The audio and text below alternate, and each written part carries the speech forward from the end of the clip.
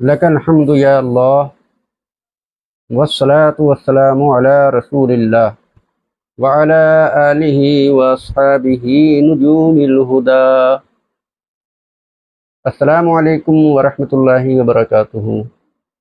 امید ہے کہ سبھی لوگ خیریت سے ہوں گے. اللہ پاک سب کو دونوں جہان میں شاد و آباد رکھے اور چین و سکون نصیب فرمائے. معزز سامعین، آج میں پھر آپ کے سامنے نئے پیغام کے ساتھ حاضر ہوں. اس ویڈیو کو آخر تک ضرور سنیں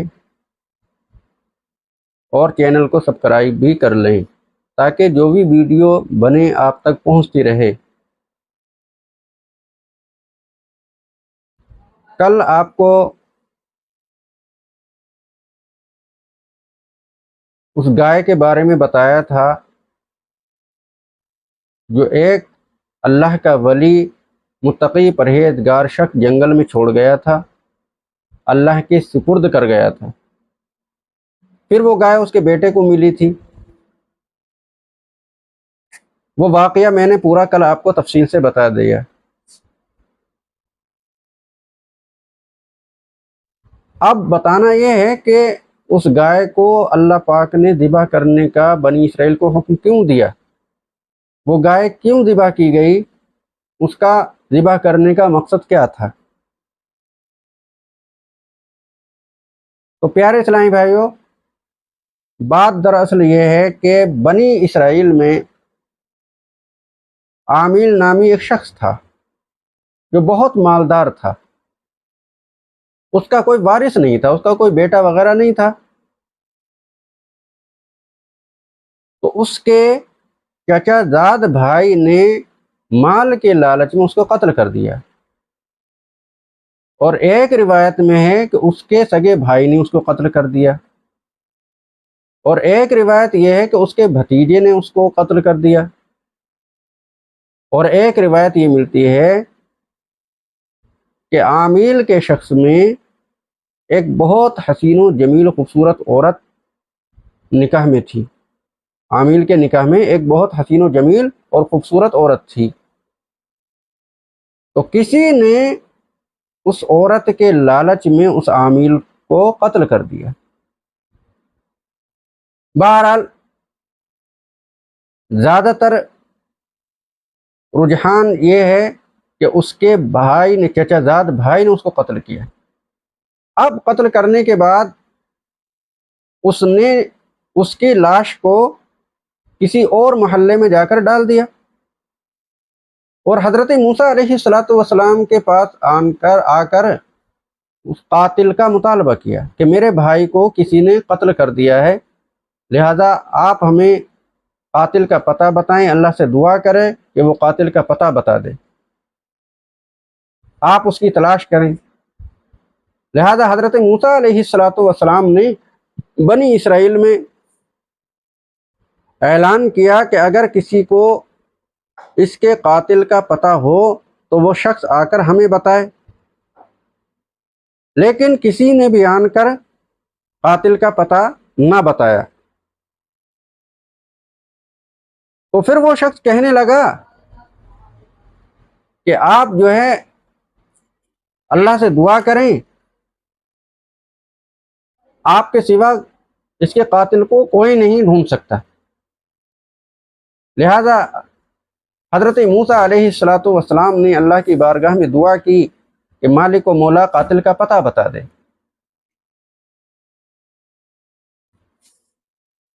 تو جب حضرت موسیٰ علیہ السلام نے اللہ پاک سے دعا کی تو اللہ پاک نے حکم دیا کہ یہ لوگ ایک گائے ذبح کریں اور اس گائے کی ہڈی کو اس مقتول کے جسم سے ماریں، لہذا یہ خود زندہ ہو کر قاتل کا پتہ بتا دے گا. جب آپ نے اپنی قوم کو یہ بات بتائی تو وہ کہنے لگے کہ آپ ہم سے ہنسی مذاق کر رہے ہو، آپ ہم سے ہنسی مذاق کر رہے ہو. تو حضرت موسیٰ علیہ السلام نے ارشاد فرمایا قال اعوذ باللہ ان اکون من الجاہلین، میں اللہ کی پناہ مانگتا ہوں کہ میں جاہلوں میں سے ہو جاؤں، یعنی شریعت کے معاملے میں ہنسی مذاق کرنا یہ جاہلوں کا کام ہے۔ جب بھی کوئی مسئلہ پوچھا جائے تو اس میں ہنسی مذاق نہیں کرنا چاہیے، نہ شریعت کی بات کو مذاق میں لینا چاہیے۔ شریعت کی بات کا مذاق اڑانا، اس کی توہین کرنا، ہنسی مذاق کرنا، یہ کفر تک لے جاتا ہے، کفر ہو جاتا ہے۔ تو آپ نے ارشاد فرمایا کہ ایسے موقعوں سے ہنسی مذاق کرنا یہ جاہلوں کا کام ہے۔ اب وہ کہنے لگے کہ اللہ پاک سے آپ دعا کر دیجئے، وہ ہمیں بتا دے کہ کیسی گائے ہیں۔ قالوا ادع لنا ربك يبين لنا ما هي قال إنه يقول إنها بقرة لا فارض ولا بكر عوان بين ذلك فافعلوا ما تؤمرون۔ انہوں نے کہا آپ ہمارے لیے اللہ سے دعا کر دیجئے تو وہ ہمیں بتا دے کہ وہ گائے کیسی ہیں۔ تو موسیٰ علیہ السلام نے کہا بے شک وہ فرماتا ہے کہ وہ گائے نہ بوڑھی ہے نہ بچھیا ہے، ان کے درمیان متوسط عمر کی ہے، یعنی نہ تو زیادہ بوڑھی ہے اور نہ بچی ہے، جوان ہے، متوسط عمر کی ہے، درمیانی عمر کی ہے۔ فَفَعَلُوا مَا تُؤْمَرُونَ، تو تم کو جو حکم دیا جاتا ہے اس کو بجا لاؤ۔ پھر کہنے لگے قالوا ادع لنا ربك يبين لنا ما لونها قال إنه يقول إنها بقرة صفراء فاقع لونها تسر الناظرين۔ انہوں نے کہا آپ ہمارے لیے رب سے دعا کر دیجئے کہ وہ ہمیں یہ بتا دے اس کا رنگ کیسا ہو، اس کا رنگ کیسا ہے گائے کا۔ قال إنه يقول إنها بقرة صفراء فاقع لونها تسر الناظرين۔ موسیٰ علیہ السلام نے کہا بے شک اللہ فرماتا ہے کہ وہ چمکدار زرد رنگ کی گائے ہے، یعنی پیلے رنگ کی گائے ہے، اور وہ دیکھنے والوں کو اچھی معلوم ہوتی ہے، انہیں خوش کر دیتی ہے، اس کا رنگ اتنا اچھا ہے کہ دیکھنے والے خوش ہو جاتے ہیں۔ اب وہ پھر کہنے لگے قالوا ادع لنا ربك يبين لنا ما هي ان البقرة تشابه علينا۔ انہوں نے کہا آپ ہمارے لیے اپنے رب سے دعا کیجئے کہ وہ ہمیں یہ بتا دے کہ اس کے اوصاف کیسے ہیں، اس کی صفتیں کیسی ہیں۔ بے شک گائے ہم پر مشتبہ ہو گئی ہے، ہم شک میں پڑ گئے ہیں، ہم شبے میں پڑ گئے ہیں، ہمیں معلوم نہیں ہو رہا ہے۔ وَإِنَّا إِن شَاءَ اللَّهُ لَمُهْتَدُونَ، اور بے شک اگر اللہ نے چاہا تو ہم ضرور ہدایت پا جائیں گے۔ اب کسے انہوں نے انشاءاللہ کہا کہ اگر اللہ نے چاہا، انشاءاللہ کا معنی آتا ہے اللہ نے چاہا۔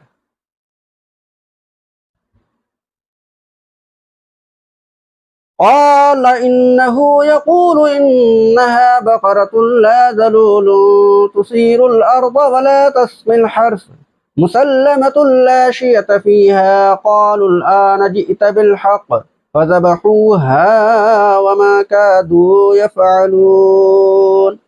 موسیٰ علیہ السلام نے کہا بے شک اللہ فرماتا ہے وہ ایسی گائے ہے جو نہ محنت کرنے والی ہے کہ زمین میں ہل چلاتی ہو، اور نہ وہ کھیتی میں پانی دیتی ہے، وہ صحیح سالم اور بے داغ ہے، اس میں کوئی داغ دھبا نہیں ہے، بالکل ایک رنگ کی ہے، اور نہ اس سے کھیتی باڑی کا کام لیا جاتا ہے، جیسے گایوں بیلوں سے زمین جوتی جاتی ہے، یا پہلے پانی لگایا جاتا تھا، ریٹ ہوتے تھے ان کو چلانے کے لیے، بیلوں کو گایوں کو جوڑ دیا جاتا تھا، یا گایوں بیلوں پر پانی لاد لاد کر لے کر آتے تھے اور کھیتی کو سیراب کرتے تھے۔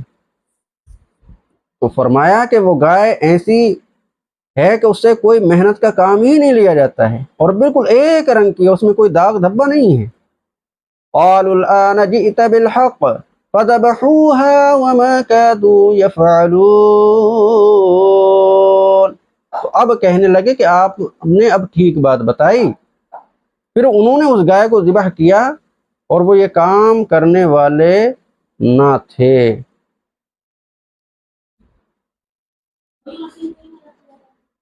پہلا پارہ، رکو نمبر 8، تفسیر تبیان القرآن، صفحہ 449، جلد اول۔ یہ قرآن شریف میں جو پہلا پارہ ہے اس کے 8ویں رکوع کی تفسیر ہے، اس میں پورا واقعہ بیان ہوا ہے۔ تو جب اللہ پاک نے یہ نشانیاں سب ان کو بتا دیں تو اب گائے ذبح کرنا ان کی مجبوری بن گئی۔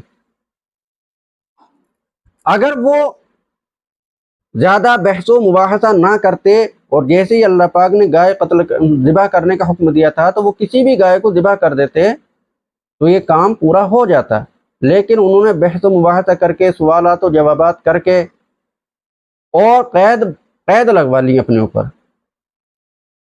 لہذا اللہ پاک نے جب ان کو پوری گائے کے اوصاف بتا دیے تو اب انہوں نے اس گائے کو تلاش کرنا شروع کیا۔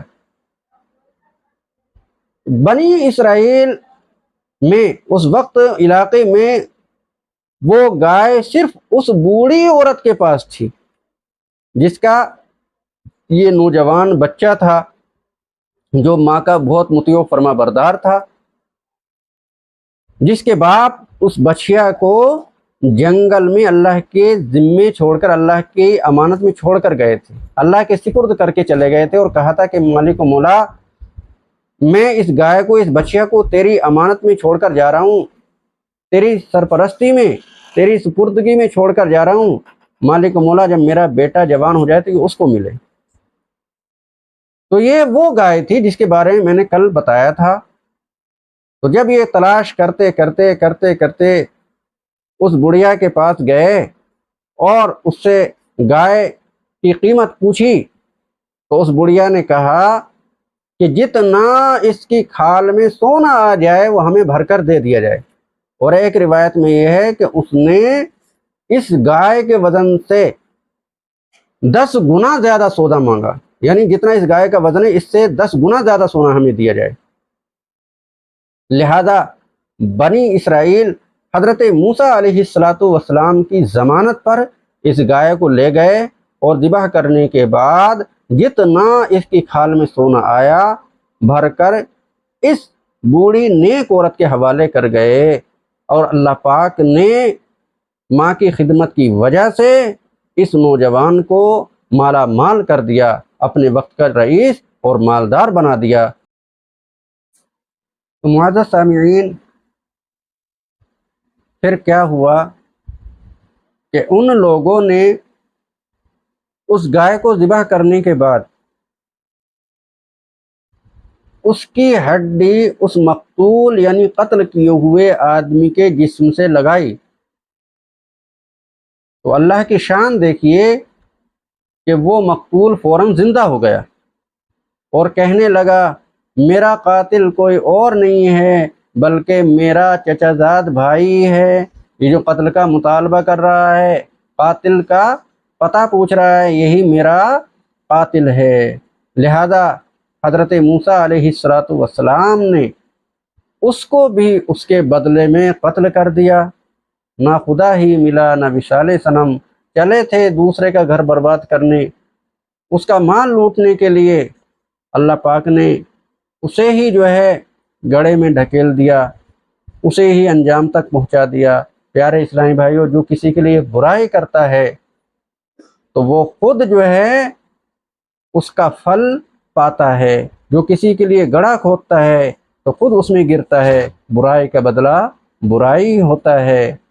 آج بہت سے لوگوں کو اس دور میں بھی دیکھا ہوگا جو لوگ قتل کر دیتے ہیں، مال کے پیچھے وہ برباد ہو جاتے ہیں، نہ انہیں مال ہی حاصل ہوتا ہے اور ان کی آخرت بھی برباد ہو جاتی ہے اور دنیا بھی برباد ہو جاتی ہے، دنیا اور آخرت دونوں میں رسوا ہوتے ہیں۔ پیارے اسلامی بھائیوں، اسی کا نام دنیا ہے کہ انسان دنیا کی محبت میں، مال و دولت کے لالچ میں اتنا اندھا ہو جائے کہ وہ نہ حرام دیکھے نہ حلال دیکھے، نہ جائز دیکھے نہ جائز دیکھے نہ ناجائز دیکھے۔ وہ دنیا کی محبت میں اتنا اندھا ہو گیا ہے کہ ہر برا کام کرنے کے لیے وہ تیار ہو جاتا ہے، اس کے دل میں کوئی بھی خوف خدا نہیں ہوتا۔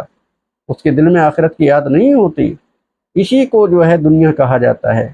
اللہ کے رسول علیہ الصلاۃ والسلام نے اسی لیے فرمایا ہے کہ دنیا کی محبت سے بچو، کیونکہ دنیا کی محبت ہر گناہ کی جڑ ہے۔ جب دنیا کی محبت، دنیا کا لالچ دلوں میں بس جاتا ہے تو انسان پھر ہر وہ کام کر گزرتا ہے جس کی سوچ بھی بعض انسان کو تڑپا دیتی ہے۔ نیک انسان اس کی سوچ بھی نہیں سکتا، ہر برا کام، ہر ناجائز حرام کام کر گزرتا ہے، کسی کو قتل کر دیتا ہے، ماں باپ کو مار دیتے ہیں۔ پیارے اسلامی بھائیوں، دنیا کی محبت سے بچو اور اللہ کی ذات پاک پر بھروسہ رکھو۔ جو کچھ بھی اس نے دیا ہے صبر و شکر سے اسی کو کھاتے رہو، اسی کو استعمال کرتے رہو اور ہر حال میں اللہ کا شکر ادا کرو۔ اللہ پاک ہم سب کو اس پر عمل کی توفیق رفیق عطا فرمائے۔ آمین بجاہ نبی صلی اللہ علیہ وسلم، وآخر دعوانا الحمد للہ رب العالمین۔